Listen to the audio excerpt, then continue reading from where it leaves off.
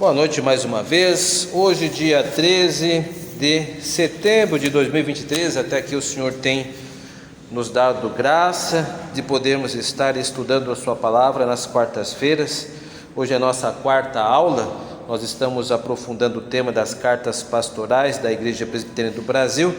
Lembrando que a Igreja Presbiteriana do Brasil comemorou no último dia 12 de agosto seus 164 anos de fundação. Em homenagem a essa ocasião, nós estamos trazendo nessas quartas-feiras os posicionamentos bíblicos, teológicos, transmitidos pelas cartas pastorais. Sempre lembrando que o documento a qual deve subordinar as nossas consciências no que toca à interpretação bíblica é a confissão de fé, juntamente com os seus catecismos, tanto breve quanto maior.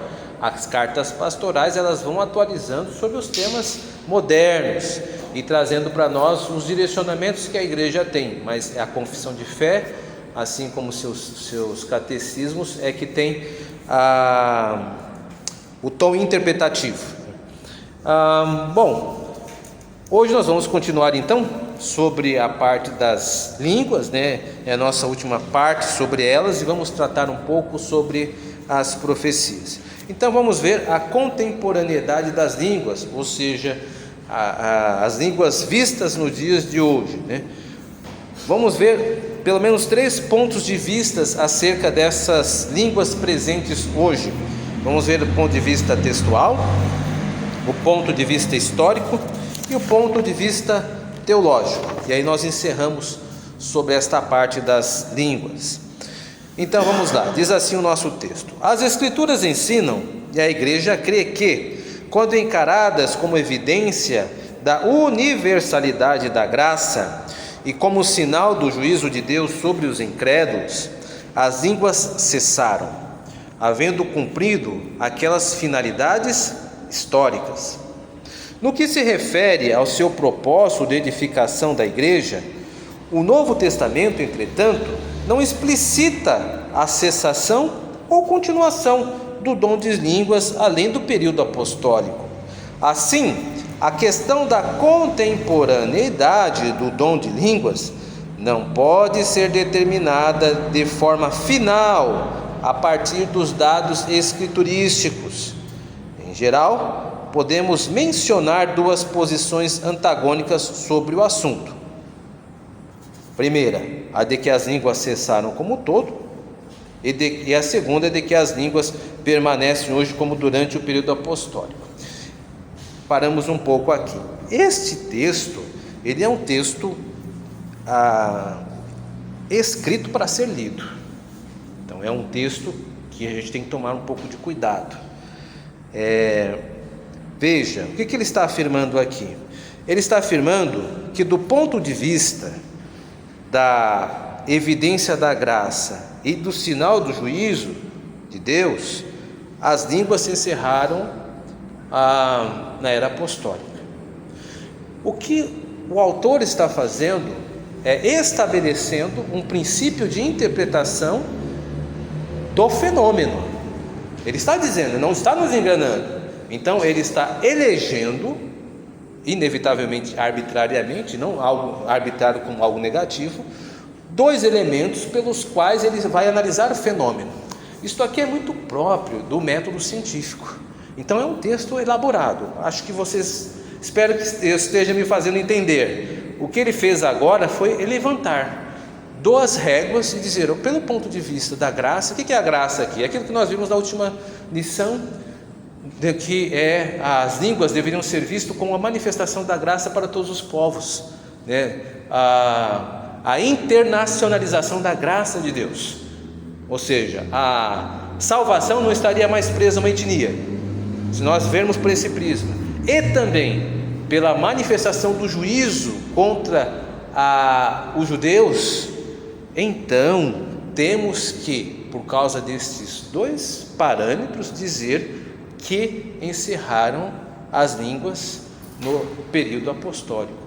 Se eu não usar este método, eu não tenho como chegar a esta conclusão, porque ele diz aqui de forma muito aberta, gente, escrituralmente falando, há silêncio. Então você não vai debater com a pessoa sobre a contemporaneidade das línguas por meio das Escrituras por si só, pela sua literalidade, pelo aquilo que está escrito. Mostra o texto para mim. Não tem texto para se mostrar. O que nós estamos fazendo é desenvolvendo um pensamento teológico. O que é a teologia? É eu estabelecer os parâmetros de forma clara e honesta, como ele está fazendo aqui. Ele não está nos enganando. Ele falou: olha, pelo ponto de vista da graça para os gentios e pelo ponto de vista do juízo, eu preciso dizer: as línguas cessaram. Então ele está construindo a sua argumentação de uma forma honesta. Ele está dizendo aqui no final do parágrafo, inclusive, nós não podemos dizer que na Escritura se manifesta positivamente sobre esse assunto, ou seja, que é um texto que o autor, o apóstolo Paulo, está dizendo: olha, acabou tudo, encerrou os trabalhos das línguas. Não, você não vai encontrar, mas você pode depreender por meio de parâmetros os quais ele elencou. Então é um pensamento teológico baseado nas Escrituras, mas ele está estabelecendo os parâmetros. Tudo bem? É sofisticado o andamento do trabalho. É um texto que dá trabalho, não é uma leitura simples. Mas vamos lá. E aí ele falou nessa última frase que em geral pode-se mencionar duas posições que são geralmente contrárias. Uma que continua os dons e outros que os dons acabaram. E aí ele vai desenvolver isso no próximo parágrafo. Vamos lá. Estamos ainda trabalhando do ponto de vista textual. Diz ainda o texto: os que creem na cessação absoluta do dom de línguas têm, às vezes, apelado, tem que juntar aqui, né? Apelado para 1 Coríntios 13:10, como evidência.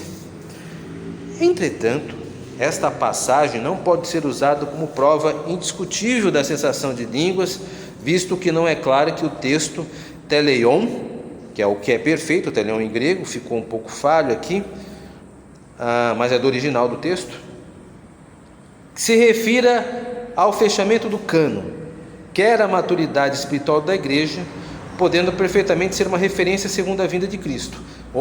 Então, o que significa aqui? Ele está dizendo que o apóstolo Paulo disse que as línguas cessariam quando o que é perfeito viesse. Alguns vão interpretar que o que é perfeito, que se é perfeito viesse, seria o cânon das Escrituras. Outros vão dizer a segunda vinda. Mas por que essas duas especulações? Porque o texto não é claro. Então existem duas hipóteses: pode ser a segunda via, pode ser o fechamento do cânon.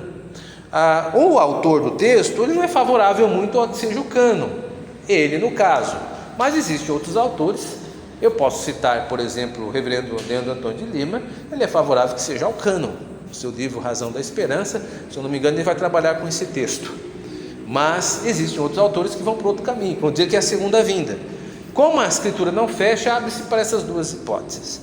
Elas ambas têm os seus argumentos. A gente não precisa fechar com nenhuma delas. O autor está sendo tranquilo aqui, está dando para nós a oportunidade de pensar nesse assunto, mas ele está dizendo que ele prefere que não seja do cânon. Há quem prefira. Vamos continuar. Os que creem na plena contemporaneidade, isso é os que acreditam que cessaram. As línguas cessaram, voltando aqui, ou pela vinda de Cristo cessariam, ou pela vinda do cânon, fechamento do cânon. Cânon é os livros do Novo Testamento. Próximo parágrafo. Os que creem na plena contemporaneidade das línguas, isto é, que as línguas são contemporâneas, frequentemente se esquecem do ensino bíblico claro sobre a natureza e propósito das mesmas, tanto em suas ocorrências em Atos como em Corinto. A ênfase do Novo Testamento na edificação da igreja como sendo o propósito principal de quaisquer dos dons aparenta estar ausente em boa parte do atual movimento de línguas, além do fato de que não existem provas claras de que os idiomas estejam sendo falados. As línguas são mormente faladas por todos, ou pela maioria, durante os cultos públicos, e isto ao mesmo tempo, e sem interpretação, em clara dissidência dos mandamentos apostólicos de 1 Coríntios 14, 26 a 37, que diz que alguém só podia falar em línguas se tivesse outra pessoa para traduzir. estando assim ausente o propósito principal das línguas, que é a edificação dos fiéis. Então aqui está uma crítica ao seguinte: existem algumas pessoas que dizem que as línguas são presentes hoje. E o que elas fazem? Falam no culto. Mas o autor está dizendo, isso não faz sentido, porque estão desrespeitando, se vamos supor que sejam línguas, idiomas mesmos. Se ainda o fosse, o uso está errado, porque você só fala em outro idioma ou em qualquer outra língua se tiver tradução. Se você falar, por simplesmente falar, olha que legal, estou falando, e lá, e falar o determinado idioma, isso não vai edificar a igreja em nada.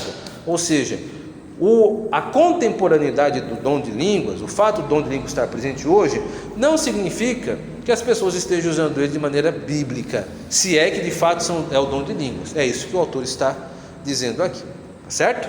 Então, do ponto de vista textual, ele apresentou essas ideias, fechou algumas, provocou outras.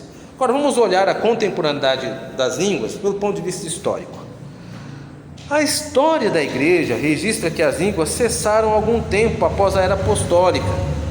A igreja pós-apostólica, o que é a igreja pós-apostólica? É a igreja dos discípulos dos apóstolos. Estamos falando de Papias, estamos falando de Inácio, estamos falando de Policarpo, estamos falando dos bispos que sucederam os apóstolos e que deixaram registros de cartas e correspondência, que serve para fundamentar uma historiografia cristã.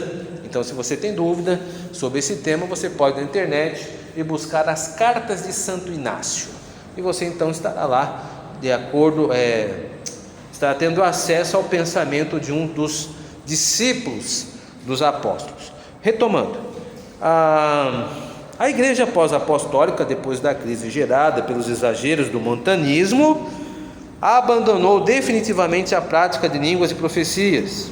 O que é o montanismo? O montanismo ele é um momento histórico datado entre 150 ou 170 depois de Cristo.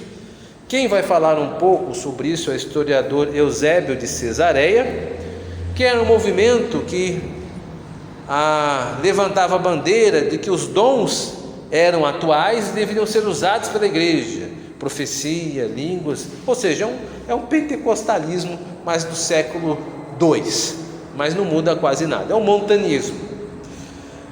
Então, continuando, Crisóstomo, um teólogo do século IV, testificou em seus escritos que as línguas e outros dons espetaculares haviam cessado tão antes de sua própria época, que ninguém mais sabia ao certo das suas características. Assim, através dos séculos, a igreja vem servindo a Deus, evangelizando o mundo e sendo edificada sem o pretenso auxílio das mesmas. O que ele está dizendo? Ele está dizendo que existem algumas fontes históricas. Ele cita Crisóstomo aqui, um teólogo passado, dizendo que ele certificou que já na sua época não existia as línguas mais. Então, do ponto de vista histórico, elas cessaram também. Vamos ver do ponto de vista teológico. A Escritura ensina, e a igreja crê, que, em sua soberania, Deus pode conceder o dom de línguas à igreja quando lhe aprouver, em qualquer período da história. A Escritura também ensina, e a igreja crê igualmente, que uma manifestação genuína do dom de línguas deverá sempre seguir o padrão revelado pelo próprio Deus nas Escrituras quanto à sua natureza, seu propósito e sua utilização. A igreja não se sente compelida a aceitar como genuínas quaisquer manifestações contemporâneas de, abre aspas, línguas, fecha aspas, que não se conforme ao precedente estabelecido pelo Espírito Santo nas Sagradas Escrituras. Cabe aos que acreditam e têm ensinado que Deus tem renovado esse dom na igreja contemporânea o ônus de fornecer evidências claras, inequívocas, de que estas coisas são assim. Afirmações ousadas nesta área que não podem ser substanciadas pelas Escrituras e experiências pessoais, cuja genuidade não pode ser comprovada, têm antes semeado confusão e discórdia do que promovido a paz, a unidade e a edificação da igreja. O que ele está dizendo aqui? Está dizendo que aqueles que dizem que existem línguas, eles que devem apresentar as suas provas, né? O ônus da prova seriam deles. O que é o ônus da prova? Se eu estou dizendo que as línguas são contemporâneas, as línguas existem. Pois bem, existem mesmo? Sim, existem. Então mostra aí, como é que é? Mostra para mim, como é que essa língua funciona? Cadê o tradutor? Que dia que aconteceu isso? Como a igreja foi edificada? Eu preciso avaliar, eu preciso mensurar de forma objetiva.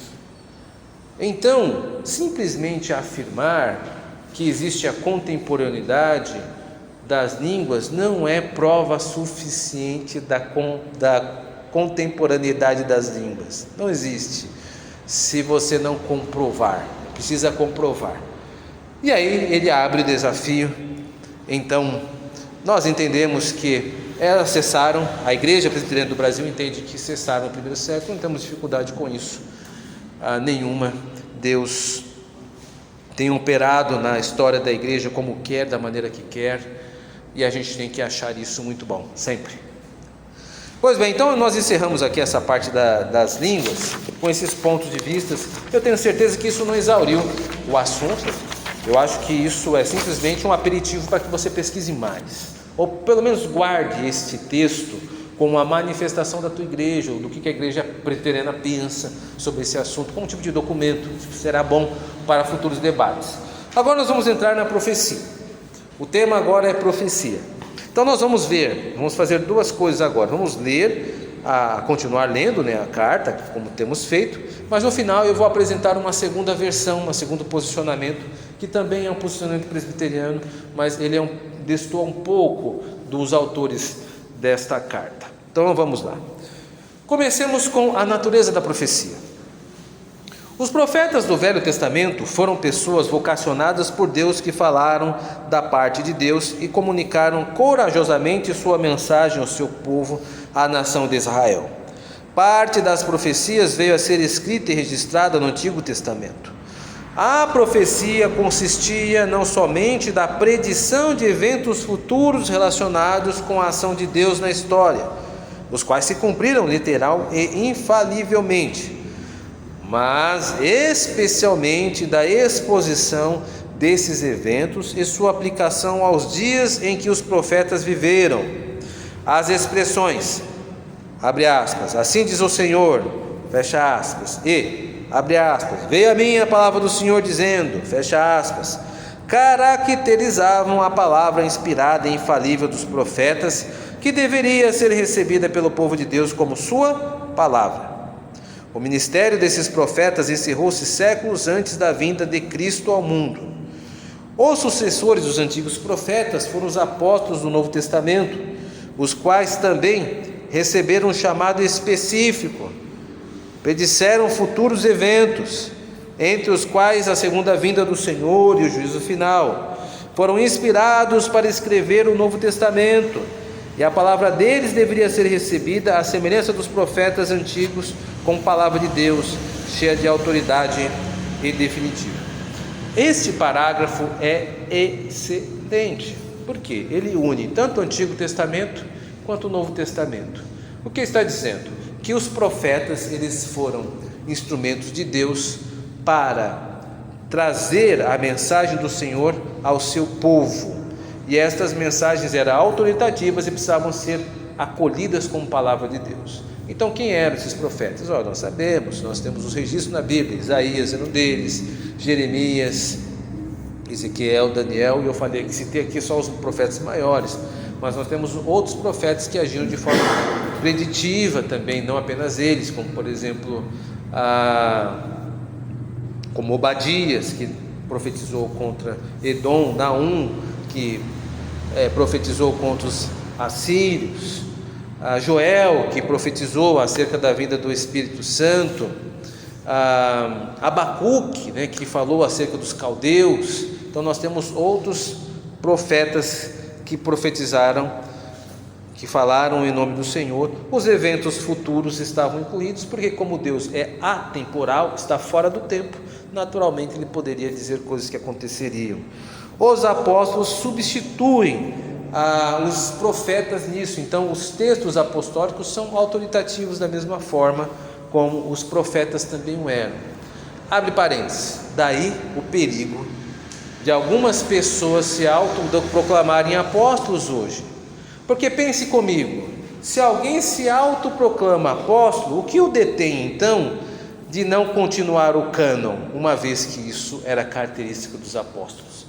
Haja a Bíblia, para tanto apóstolo que nós temos hoje, porque isto era algo que configurava a autoridade apostólica, Ele poderia escrever e chamar para si a inerrância.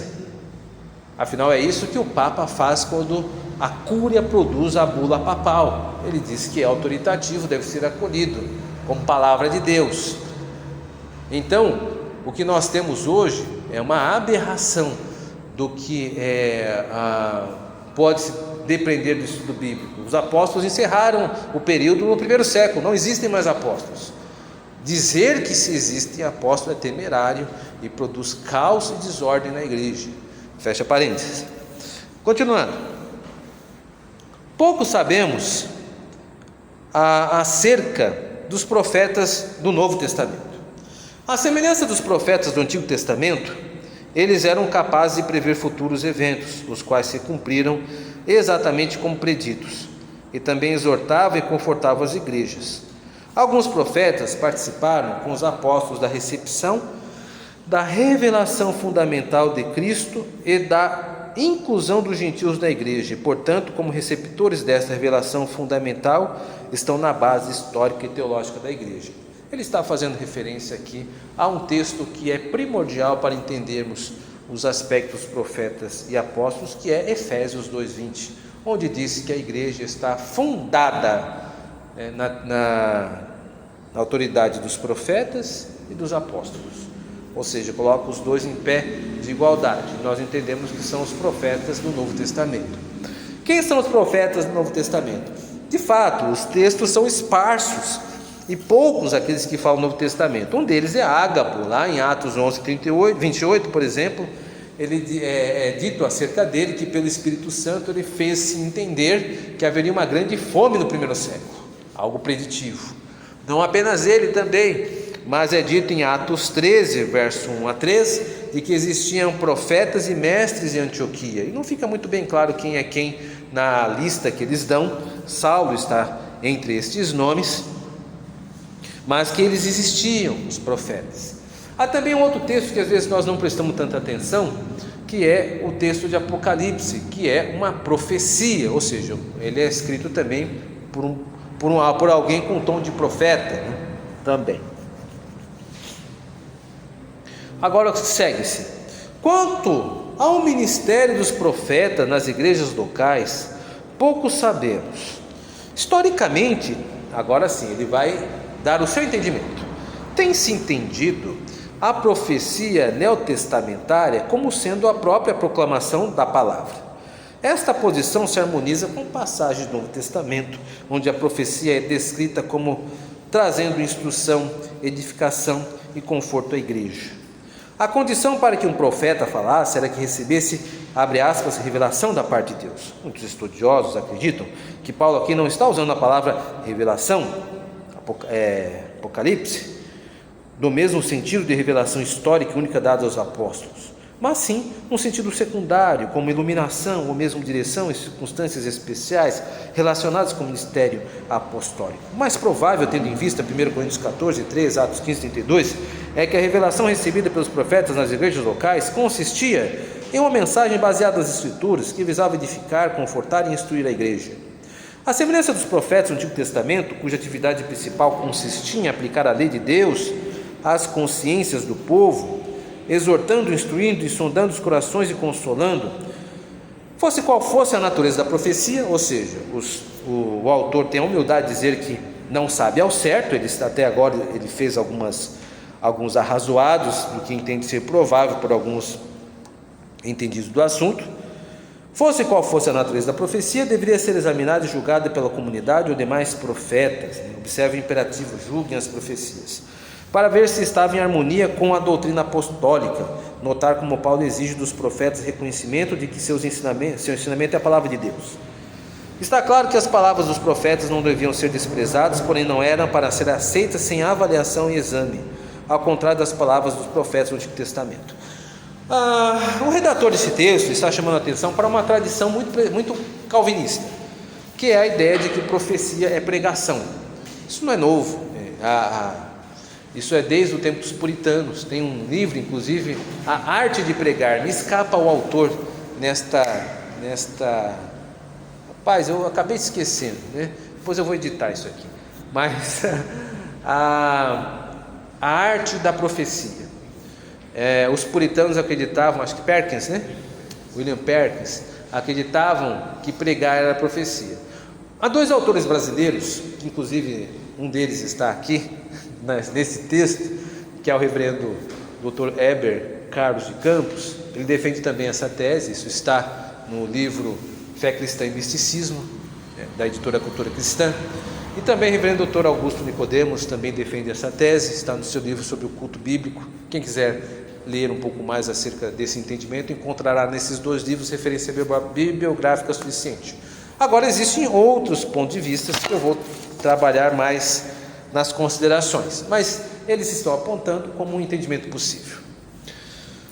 Vamos falar um pouco sobre a contemporaneidade da profecia. É o próximo setor. As profecias existem hoje? Vamos lá. A Escritura ensina, e a Igreja crê, que, como instrumento para predizer as várias etapas do plano divino de redenção, a profecia cumpriu sua finalidade através dos antigos profetas e dos apóstolos, os quais registraram de forma inspirada e infalível etapas ainda futuras da história da redenção, como a segunda vinda de Cristo, a ressurreição dos mortos e o juízo final. Assim como veículo de revelação divina, ela cessou com os apóstolos e profetas, os quais lançaram os fundamentos da Igreja de Cristo. Então a pergunta é: existem profecias hoje como revelação autoritativa? Não existe. Cessou com os apóstolos e profetas. Ou seja, ninguém pode chegar aqui e dizer assim diz o Senhor, e dizer alguma coisa e aquilo tem que ser recebido de forma autoritativa, como se fosse algo que tem que ser entendido dessa maneira. Não existem novas revelações.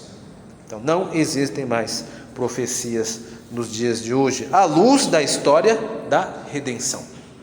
O entendimento de Efésios 2:20. A igreja já foi fundada por estes homens. Nós não precisamos de um refundamento.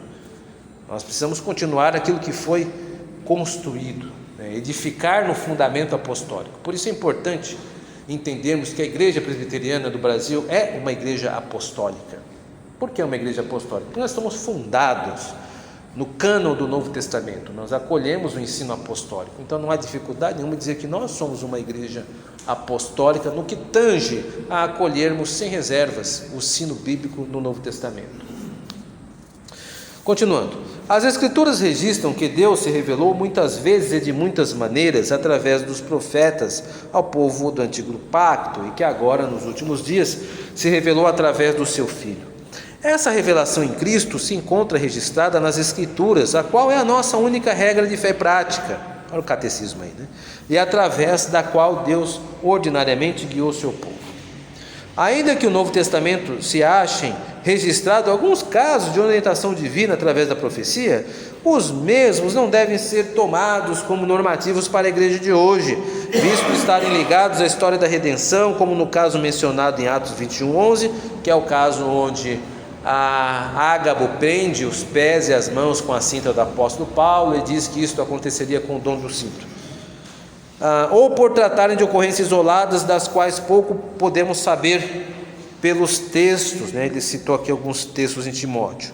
Assim, revelações ou predições de eventos relacionados com a vida de indivíduos não devem ser encorajadas, esperadas como ocorrência normal e costumeira durante as reuniões do povo de Deus, e nem recebidas sem a avaliação e exame. A profecia, como exposição e aplicação das Escrituras no poder do Espírito Santo, permanece na Igreja de Cristo. Em todas as épocas deve ser desejada e recebida como sendo o melhor dos dons.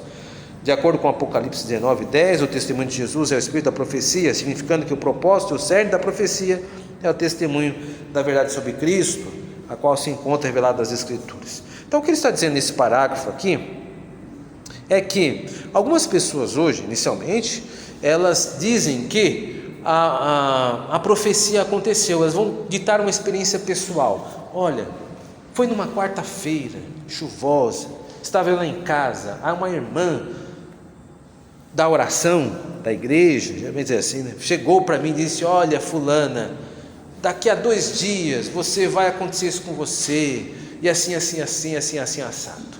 Aí a pessoa vai, e 2 dias depois aconteceu. A pessoa fica impressionada, dizendo: ai, está vendo, a profecia existe. Só que tudo isso é muito bonito, o discurso, mas não é bíblico, porque as profecias não eram dadas para um indivíduo ou para uma indivídua, são dados para a igreja, para a edificação do povo de Deus. Paulo criticou isso em Atos, em 1 Coríntios 14. Como é que a gente pode achar esse expediente normal? Ou seja, esta pessoa, na verdade, se no caso estivesse fazendo algo procedente, deveria ser repreendida, porque esse é o expediente incorreto da profecia.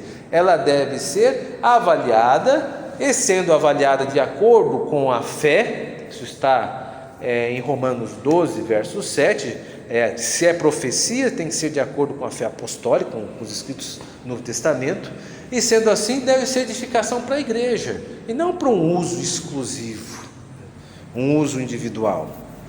Então isso está errado. Tem o último parágrafo. Ainda que a igreja reconheça que a verdadeira natureza da profecia, do ministério dos profetas das igrejas locais, na época da igreja primitiva, não é absolutamente explícita, ou seja, está dizendo que a tese dele de profetas locais não é tão explícita. Ela também reconhece que muito na prática da profecia, em voga de algumas de suas comunidades, não corresponde ao ensinamento bíblico sobre o exercício dos dons do culto público. Está dizendo o quê? Se estão nos criticando, está dizendo aqui o redator, né? Se não é muito explícito isso que eu estou explicando sobre profetas como pregadores, vocês também devem convir comigo que esse tipo de expediente que se usa nos cultos públicos também de bíblico não tem nada. Então é interessante a forma como ele encerra aqui. Algumas considerações. Bom, nessas considerações eu vou mostrar um entendimento de Richard Gaffin acerca da profecia, um pouco diferente, pouca coisa do que foi exposto nesta parte. Richard Gaffin, ele dá aula no seminário de Westminster, nos Estados Unidos, é um presbiteriano, calvinista, e no Brasil, pela editora Pes, saiu um livro sobre ele, Tempo de Pentecostes, se eu não me engano, e também um outro livro sobre profecia, que agora me foge o nome. E vamos dar uma olhadinha o que Gaffin tem a dizer sobre isso. Há um entendimento, seguinte: profecia não é, pelo menos em caráter primário, ou em uma das suas marcas necessárias, a interpretação de um texto inspirado já existente, ou uma tradição oral, mas ela mesma é uma palavra inspirada por Deus, não derivada de outra. Gaffin está rejeitando o entendimento de que a pregação seria uma profecia, porque, abre aspas, uma diferença básica entre profecia e pregação é que o profeta não tem um texto. O profeta revela a palavra de Deus, o pregador expõe a palavra. Ponto. Gaffin está sendo bastante pragmático, na verdade. Ele está se baseando na superfície da coisa. Ele está dizendo que os profetas geralmente não pregam, tem fundamento. Por exemplo, Ágabo não abriu a Bíblia para falar com Paulo. Ágabo não quis dizer, não fez nenhum tipo de exposição no texto. Então, e ele é um dos poucos que se apresenta como profeta em Atos. Gaffin tem força em seu argumento. Ele vai dizer ainda que os profetas do Novo Testamento eram um grupo distinto da igreja. Está em Efésios 2:20 e também Efésios 3:5. Vai dizer também, segundo, que Ágabo é uma referência de como um profeta do Novo Testamento comunicava suas revelações. Não tem jeito, ele de fato é um profeta, ele é chamado assim. Terceiro, o Espírito Santo revelando sua mensagem abertamente à igreja por meio de profetas. O Espírito Santo fez entender que queria Barnabé e Saulo. Como é que ele fez? Falou, revelou. Ninguém começou a pregar um texto, vou pregar sobre Isaías e vou explicar como Saulo e Barnabé têm que ir. Não, foi uma revelação. Foi um profeta que revelou, não foi pregação. Profecia é um dom revelacional. ele vai notar que em 1 Coríntios 14, 29 e 30, revelação é sinônimo de profecia, e profecia é revelação. Então, a profecia é uma revelação, algo dado de uma maneira inspirada,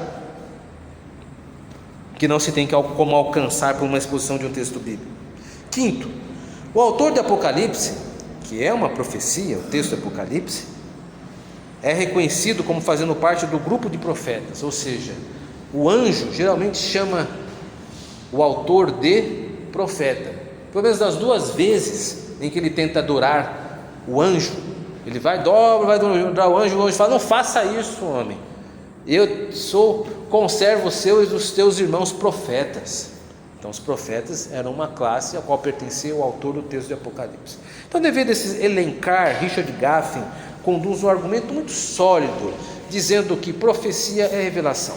Então os presbiterianos não perdem ao prestar atenção no seu argumento. Então existem duas correntes de pensamento aqui. A carta, ela não impõe a dela, ela oferece a dela como opção, mas eu trouxe também para a igreja esta outra opção, defendida não apenas por Richard Gaffin, mas por outros autores que em tempo oportuno podemos tocar nesse assunto de novo.